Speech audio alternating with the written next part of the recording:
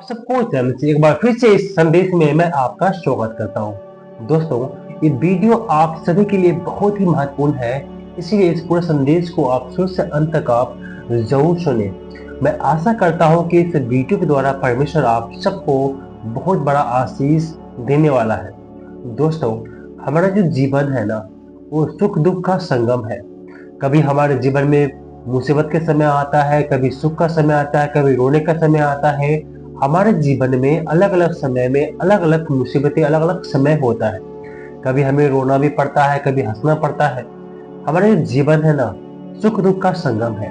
मित्रों, आज मैं आपको इसी विषय पर आज मैं आपको कुछ बाइबल वचन बताने वाला हूँ कि बुरे दिनों में, परीक्षाओं के समय में, जब आप मुसीबतों से घिरे हो, आपको कोई रास्ता नहीं सोचता हो कि हम क्या करें क्या ना करें, तो ऐसे समय में कुछ 5-6 बाइबल वचन आज मैं आपको बतलाऊंगा कि जब आप इन वचनों को अपने जीवन में बुरे समय में, बुरे वक्त में जब आप पढ़ते हैं और प्रार्थना करते हैं, तो परमेश्वर आपको बहुत सारा आशीष देता है और आप जो है उस मुसीबत से, उस परेशानी से निकल पाएंगे परमेश्वर के आशीष के द्वारा।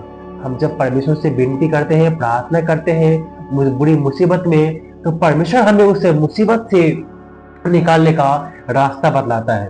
तो ऐसे मुसीबतें में, परीक्षाओं के समय में हमें कौन से वचन को पढ़ना चाहिए, अगर आप जानना चाहते हैं तो इस संदेश को आप शुरू से अंत तक आप जरूर सुने, ताकि आप इन बातों को समझ सके कि आपको बुरे समय में, जब आपके जीवन में कोई मुसीबत आए, तो आपको किस प्रकार से, कौन से वचन को पढ़ना है और किस प्रकार से हमें प्रार्थना करना है। इन बातों को आप इस वीडियो के माध्यम से सीख सकते हैं। चलिए बिना किसी देरी के इस वीडियो को हम शुरू करते हैं। और दोस्तों, आगे बढ़ने से पहले मैं आपसे कहना चाहता हूं, अगर आप हमारे चैनल पर पहली बार आए हैं तो कृपया करके हमारे चैनल को आप सब्सक्राइब कर लीजिए और वीडियो को लाइक करके अपने ऐसे दोस्तों के पास भेजें जो आज परीक्षाओं और मुसीबत से घिरा हुआ है, वो अपने जीवन में परेशान है, उसे परमेश्वर की दया की जरूरत है।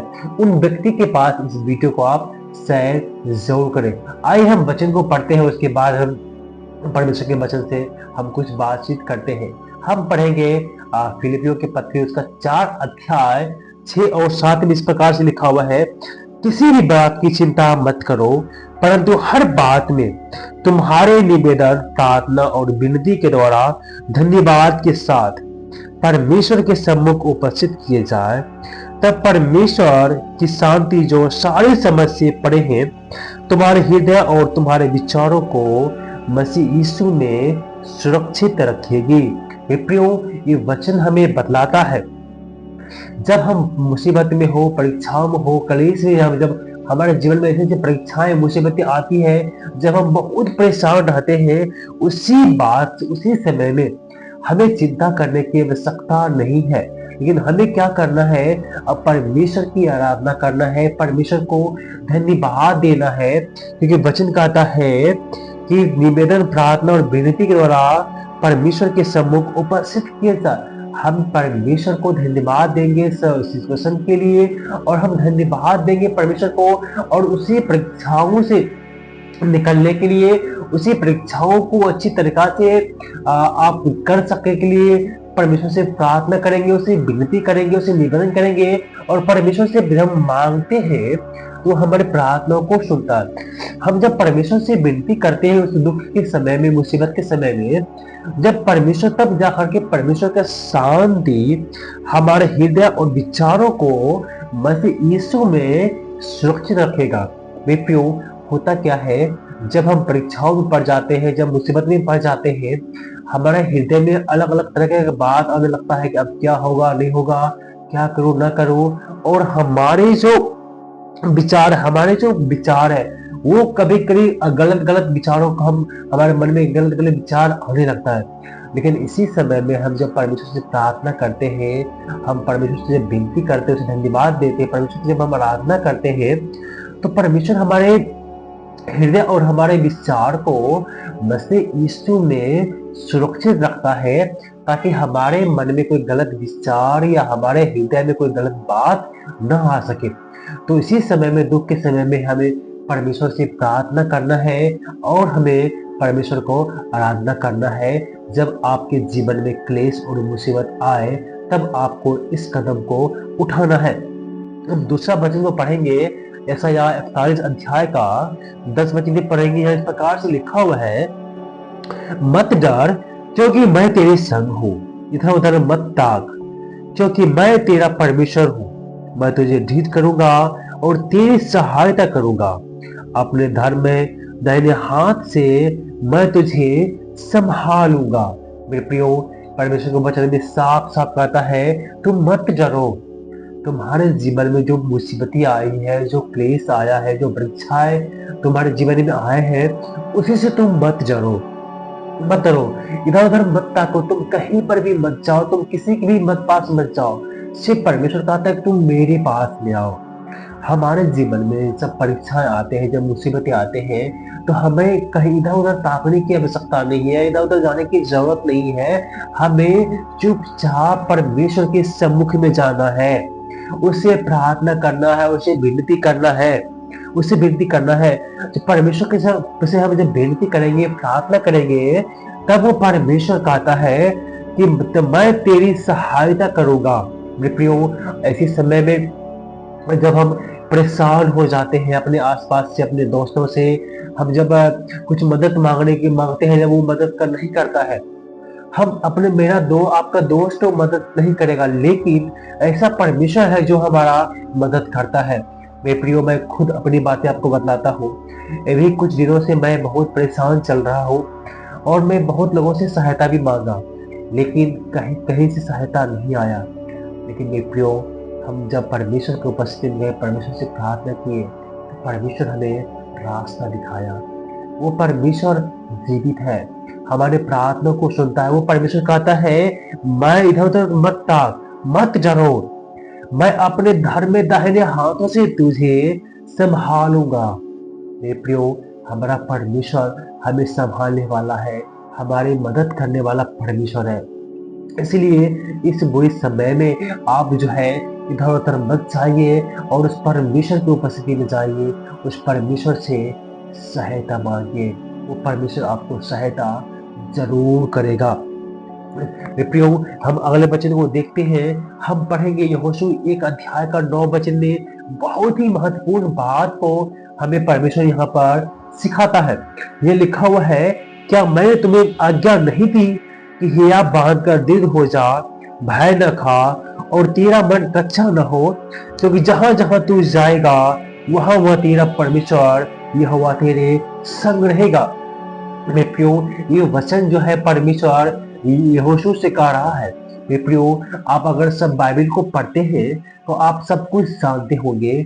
सारे इजरायलियों को उस मिस्र की गुलामी से परमेश्वर ने आजाद कराया मूसा की अगुवाई में। जब मूसा बूढ़ा हो गया और वो जब मर गया, तो मूसा के स्थान पर परमेश्वर ने यहोशू को नियुक्त किया कि सारे इजरायलियों को अगुवाई करे और उसका नाम देश में ले जाने के लिए। जो यहोशू जो है वो डर रहा था कि मैं इतने सारे भीड़ को, इतने सारे लाखों लाखों को भीड़ है, इतने सारे इजरायलियों को मैं कैसे अगुवाई करूंगा। सारे इजरायलियों को यहोशू डर रहा था। तो परमेश्वर ने उसे कहा, तुम मत डरो, जिस प्रकार मैंने मूसा के साथ रहा, उसे हमेशा सहायता किया, उसी प्रकार से मैं भी तेरी सहायता करूंगा, तेरे साथ रहूंगा, और जहां जहां तू जाएगा मैं भी वहां वहां जाऊंगा और तेरी सहायता करूंगा। मेरे प्रियो, वो परमेश्वर आज आपसे कहता है, अगर आप परेशान हैं, आप आगे बढ़ने में आपको दिक्कत हो रहा है, आप समय आप को ऐसा सोच रहे कि मैं किस प्रकार से आगे बढ़ूंगा, किस प्रकार से मैं इस बिजनेस को संभालूंगा, किस प्रकार से मैं अपने जीवन में आगे बढ़ूंगा। अगर आप इस बात को सोच रहे हैं तो इस बात को आप सोचना बंद कीजिए, क्योंकि वो परमेश्वर कहता है, जिस प्रकार से मैंने मूसा और यहोशू के साथ रहा, मैं भी तुम्हारे साथ रहूंगा। मेरे प्रियो, वो प्रभु यीशु मसीह, वो परमेश्वर आज हमारे साथ में है। प्रभु यीशु मसीह ने कहा, मैं जा रहा हूँ, तुम्हारे लिए एक सहायक भेजूंगा, वो पवित्र आत्मा भेजूंगा जो सदा सर्वदा तुम्हारे साथ में रहेगा। मेरे प्रियो, हमारा सहायता करने वाला वो पवित्र आत्मा परमेश्वर हमारे संग में है, हमारे साथ में है। वो परमेश्वर कहता है, तुम मत डर, इधर उधर मत ताक, मैं तेरी सहायता करूंगा, मैं तुझे तेरी रक्षा करूंगा। हे प्रियो, वो परमेश्वर हमारी सहायता करने वाला परमेश्वर है। एक वचन को और मैं पढ़ूंगा, पहला पतरस 5 अध्याय 7 वचन लिखा हुआ है, अपनी सारी चिंता उसी पर डाल दो क्योंकि उसको तुम्हारा ध्यान है। हे प्रियो, अगर आप चिंता में है, परेशानी में है, मुसीबत में है, परमेश्वर कहता है अपनी सारी चिंता, सारी चिंताएं, सारी परीक्षाएं, सारी जो तुम्हारे पास में परेशानी है, मुझको दे दो, मुझको तुम्हारा ध्यान है। हे प्रियो, वो एक ऐसा ईश्वर है जो आपके पापों के लिए, जो आपके गुनाह से माफी होने के लिए, आपको स्वर्ग में ले जाने के लिए, आपके पापों को क्षमा करने के लिए स्वयं उस क्रूस पर बलिदान हो गया। जो सजा हमें और आपको मिलने वाला था, वो सजा प्रभु यीशु मसीह स्वयं अपने ऊपर उठा लिया और हमें उस पाप से बचा लिया। इसीलिए वो परमेश्वर कहता है अपनी सारी चिंता, सारी परेशानी मुझको दे दो। प्रियो, अगर आपके पास ये चिंता है, परेशानी है, मुसीबतें हैं, ऐसा आप क्लेश में है, तो आपको जरूरत है परमेश्वर की उपस्थिति में जाने का। आपको जरूरत है परमेश्वर के धन्यवाद करने का। आपकी जरूरत है परमेश्वर से प्रार्थना करने का। इसीलिए अपने सारी चिंताएं, सारी परीक्षाएं आप परमेश्वर पर दे दीजिए और उसके वचन के अनुसार अपने जीवन को जीना आप शुरू कीजिए। तब जो है परमेश्वर के आत्मा आपको अगुवाई करेगा और आपके हर एक मुसीबत से आपको वो बचाएगा। वचन कहता है जब हमारे लिए हर एक रास्ते बंद हो जाते हैं तो परमेश्वर हमारे लिए 7 रास्ता को खोल देता है। प्रियो, वो परमेश्वर, इजरायली लोग हमेशा प्रॉब्लम में फंसते थे, प्रॉब्लम में फंसते थे, लेकिन वो परमेश्वर हमेशा उसकी रक्षा करता था, उसे बचाता था। और वो परमेश्वर हमारी और आपकी भी रक्षा करेगा। हमें भी उस हर एक संकट से, हर एक गुलामी से वो आजाद कराएगा।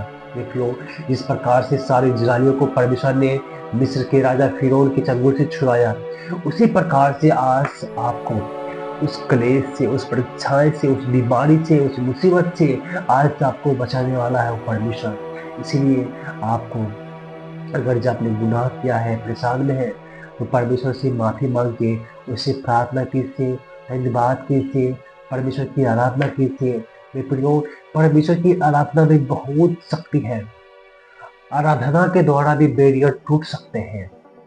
जब पतरस सिलास जेल में थे तो उनके लिए कलीसिया लो लगाकर प्रार्थना कर रही थी और पतरस और सिलास भी आराधना कर रहा था जेल में। आराधना की शक्ति से बैरियर खुल गया, जेल का गेट खुल गया। तो आपकी परेशानी, मुसीबतें आराधना से क्यों नहीं हल हो सकते हैं? प्रियो, वो परमेश्वर जिंदा खुदा है। वो आप ही के लिए संसार में आया, आप ही के लिए उस संसार में मारा गया, गाड़ा गया, फिर से जिंदा हुआ, वो आप ही के लिए। इसलिए हमें सिर्फ इतना करना है, हमें उसके पुनरुत्थान पर, उसके जी उठने पर, उसकी मृत्यु पर विश्वास करके, हमें अपने पाप से पछताव करके, अपने आप को, अपनी चिंताएं की, अपनी समस्याओं को हम परमेश्वर के हाथ में सौंपेंगे। तब परमेश्वर हमें हर एक चिंता और मुसीबत से आजाद करेगा, हमें परमेश्वर अगुवाई करेगा। मैं उम्मीद करता हूँ कि इस संदेश के द्वारा परमेश्वर आप सबको आशीष दिया होगा। आप सबको जय।